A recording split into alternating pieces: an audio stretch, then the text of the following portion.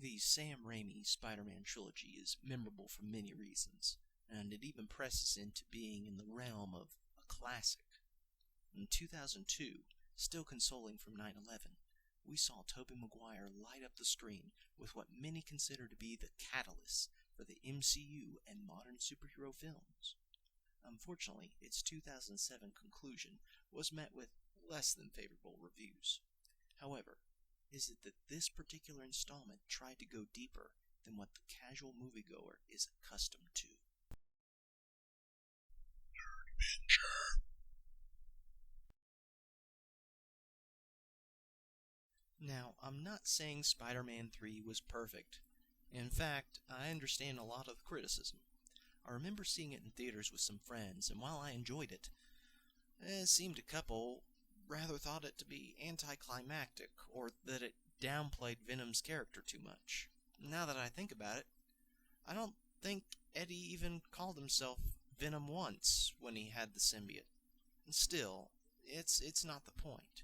And while I've watched several reviews about the movie's shortcomings, Raimi's apprehension to use Venom at all, or why it was truly genius, I'll leave those remarks to them. I want to focus on the message conveyed in the movie, and how this impacts the major character arcs throughout the trilogy. Let's start with the symbiote. Now, it's a key player, even if Venom isn't. Ultimately, it latches onto Peter and holds on because he is its host, and that he's currently dealing with a lot of anger and anxiety. The symbiote amplifies and encourages Peter to become more violent, take what he wants, and not care about who he has to step on along the way. It's a complete 180 from how he began. Next, there's Harry. Now, this is Peter's best friend who's descended into the villain since his father's death at the end of the first movie. You can tell Peter wants to tell him the truth, but he's held back because it would be heartbreaking to tell your best friend that his dad was a supervillain who killed himself. And while Peter's swing from good guy to dark hero is more dramatic, Harry slowly evolves from the end of the first movie. And the second he's confronted that the spider he wants to kill is also his best friend, and now he's concluded that it's time to avenge his father. Both characters harbor grudges, and both come to the realization that it's destroying them, but more on that in a sec.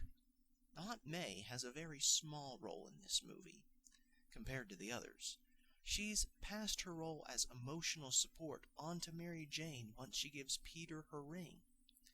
We also see MJ's character reach a major milestone as she begins in the first movie to be someone who hardly acknowledges Peter's existence, at least so we thought, to realizing that the spider and the nerd she loves are the same person in the second movie, leading her to ditch her astronaut fiancé at the altar.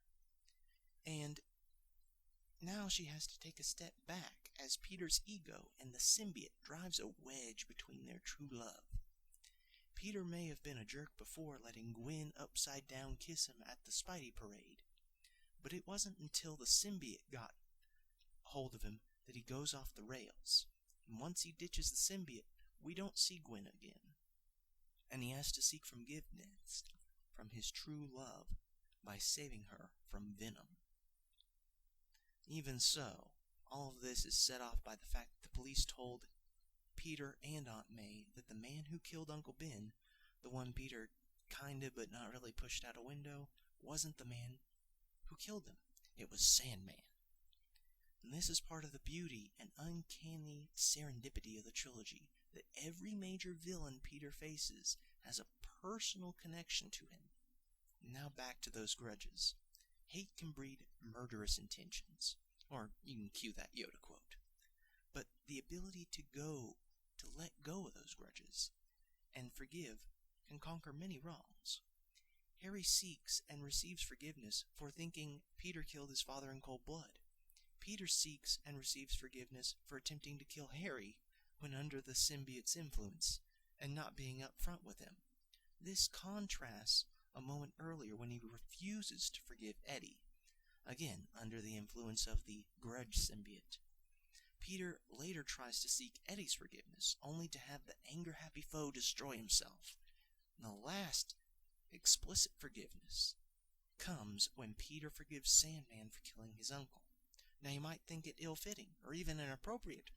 I mean, he's guilty, and he's an escaped con.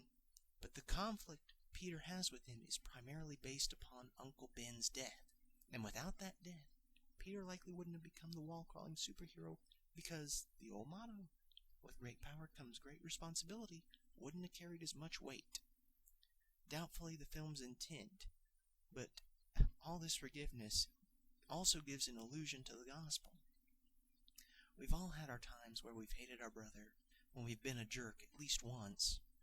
And who can say we've never stolen something regardless of its value? There's no way we can number the lies we've told. That makes us guilty according to God's law, the 10 Commandments. But we have to repent, reject our wickedness, and turn from it, and ask God's forgiveness. Through the blood of His Son, Jesus Christ, He can forgive us and reconcile our relationship with Him. We have a concluding montage to this movie at Harry's funeral, and an assumed beginning of a reconciliation with MJ. But that's not where the trilogy ends. With forgiveness, it resolves all the major conflicts created from the first movie, and it sets up a brand new chapter in Spidey's life that we've yet to see. Perhaps we'll go there if we see a Spider-Man 4 come out, now nearly 14 years later.